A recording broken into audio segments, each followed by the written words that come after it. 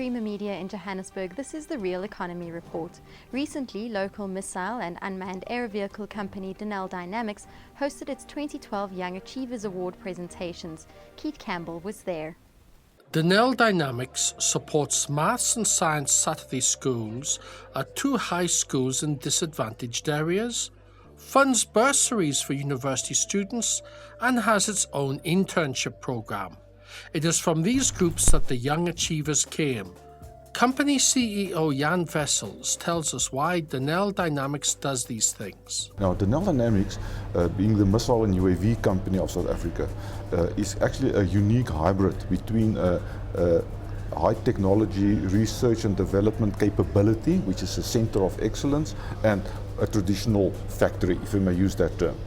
Whilst most companies are actually, let's say in our world, are factories who deliver products and they have an engineering or an R&D facility to support that capability. We are actually the inverse. So we are, first of all, this strategic capability that is also funded by the DoD and other institutions to maintain a certain critical level of capability. And from that, we get the products. So to some extent, the products are a byproduct of this capability that we have. So our capital base is not machines and furnaces and expensive equipment. It is actually highly qualified people. In a country like South Africa, with its scarcity of skills, particularly in the science and engineering environment, we have to develop that pool for our utilization. Because if we have to go out to find those skills, even when we need them, it is just impossible. The pool is too small. So we have to create our own pool from which we can take the skills when we need them. Of course, we are a government-owned company, a state-owned enterprise, and one of the drivers from our shareholder, the government, is that we, in this process, also develop engineers and scientists and technicians that will ultimately benefit the wider economy. So although, of course, selfishly, we would like to retain them all for our own utilization, it is actually acknowledged and appreciated by our shareholders and our board that many of these people will end up in key positions elsewhere in industry ultimately, and that is also good. Denel Group CEO Riaz Saluji gives an overview of what the group as a whole is doing to stimulate education and training. Well, I think firstly I've just got to say that, the sustainability of Denel, relies wholly on its human capital. And I think that places a special imperative on us to ensure that we rejuvenate the human capital, the intellectual property, the level of technology and skills within the organization. So as part of that imperative, we have a very holistic, integrated learning program and bursary program, education program, which stretches right from secondary school right up to tertiary level. It also spans across the technical spectrum, right from our training academy, which we train aircraft technicians, artisans, right up to engineers in our bursary programs. We have a very innovative bursary program and a learnership program. We have identified 2 schools in previously disadvantaged areas, the Steve Tshwete High School and the Olivenhoutz High School, where we mentor and train students on Saturdays, purely through volunteer work from Denel employees.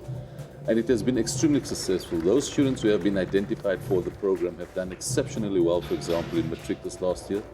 They will then be given an opportunity to go into our bursary program to university. When they finish university, we take them on an internship within the organization to prepare them and to orientate them and mentor them into engineering jobs within the organization. And that, I think, is a very unique characteristic and feature of Denel, and I don't think many organizations in this country have that integrated approach. Other news making headlines this week: ArcelorMittal cuts its capacity as power prices surge. Jasco reports increased revenues with expansion to its business sectors, and a Northern Cape iron ore drilling campaign is at an advanced stage. JSE-listed steel producer ArcelorMittal South Africa has again warned that further sharp increases in South Africa's electricity prices could be catastrophic for both its operations as well as the downstream industries that it supplies. We are extremely concerned about the ongoing saga relating to electricity price increases in South Africa. These have risen at an annual average rate of 21% per annum over the last 6 years, fueled by steep increases in tariffs and ancillary charges. We've seen our own power costs rise by 18% per annum over that period and now constitute 7% of our total cost.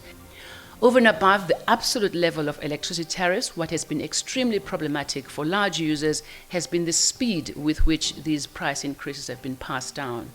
To pass such an exponential rate of increase over such a short period of time has been catastrophic, really, for industry. And some of the more vulnerable sectors are beginning to show these signs of strain in the factory closures that are beginning to be reported in the small to medium sector in particular.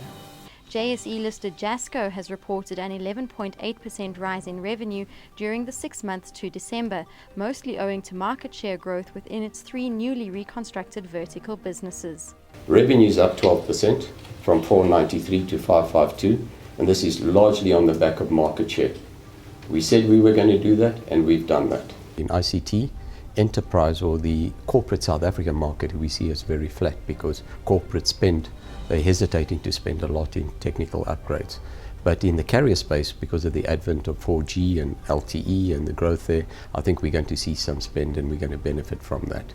Steel producer ArcelorMittal South Africa is moving ahead with iron ore exploration on 3 Northern Cape farms in the coming few months and expects to be in a position to provide a reserve estimate in the coming months.